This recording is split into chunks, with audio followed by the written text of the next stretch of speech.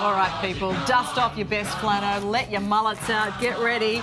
Our next guest is calling on all Aussies to embrace their inner bogan. Melbourne man Darren Hisley runs the half-game show, half-party, known as Bogan Bingo. You probably don't like to admit it, but we all have a bit of bogan in us, don't we? I love to admit it. Yeah, well, since starting the event with a budget of just $600, it now operates globally, and it turns over, get this, more than $1 million a year. Cha-ching! That's why Darren calls himself Australia's most successful bogan, and I reckon he is. And Dazza joins us this morning from the Great Northern Hotel in Melbourne. Dazza, good morning. Bogan Bingo.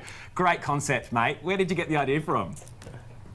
Well, I used to run a lot of backpacker events, run a bar up in Cairns, and we're always trying to come up with something different.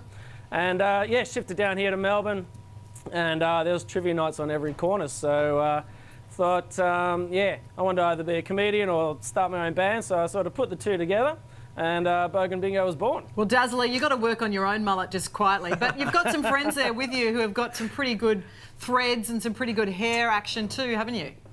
Yeah, that's right. It's Bogan Bingo training day today, so a bit of a get-together, so I'll introduce you to the team.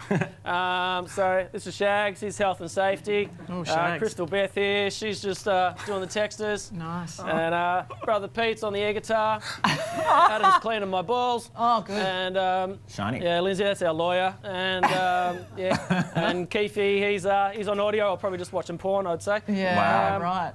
So don't give away too many of the we're Bogan all having a secrets. good time. No, okay. Yeah, So, that's right. what do you have to do anything to qualify for a night at Bogan Bingo? Do you have to come dressed up, or do you have to have a certain vocab? Well, yeah, we're doing over 600 shows a year so far. So we've got a show in Melbourne, the 28th of June, where we do need a few more people to come along and try out to be Australia's next best Bogan. But just the ability to have a microphone in one hand and a beer in the other, and running backwards in thongs probably doesn't help, doesn't hurt your causes as well. Ramping up the degree of difficulty. But you are pretty clever, though, with the bingo calls, and I know that. The traditional 88 Too Fat Ladies, you've got your own little style and variants, haven't you? Oh, yeah, it's like Stairway to Heaven, 77, 3 and 9, Sweet Child of Mine. And, yeah, I won't give away too much of the gold, but, yeah, it starts off with the music and then it turns into a bit of comedy. And but it's very interactive. We get people up for air guitar competitions, and we have fashion parades and all sorts of stuff that allows people to get in touch with their inner bogan. Yeah, well, they were the two examples that are suitable for morning television. So, yeah, Exactly. if you want a bit more of that, get along to the show. Now, it doesn't discriminate, though, does it? I mean, anyone can get involved and go along and have a bit of fun, Dazza. Yeah, well, that's right. I mean, I think the audience is probably 60 to 70% women. They all like to. We do a lot of fundraisers for schools and clubs, and you know, a lot of the clients are worried about us being a bit too politically incorrect. But when those parents, you know, book those babysitters for once a year, they get pretty out of hand and have a good time. Oh, and we're seeing the footage of some of the nights now. It looks like so much fun. But how does it go taking this to an international audience? Do they get the humour? Do they get the references in the UK and Canada?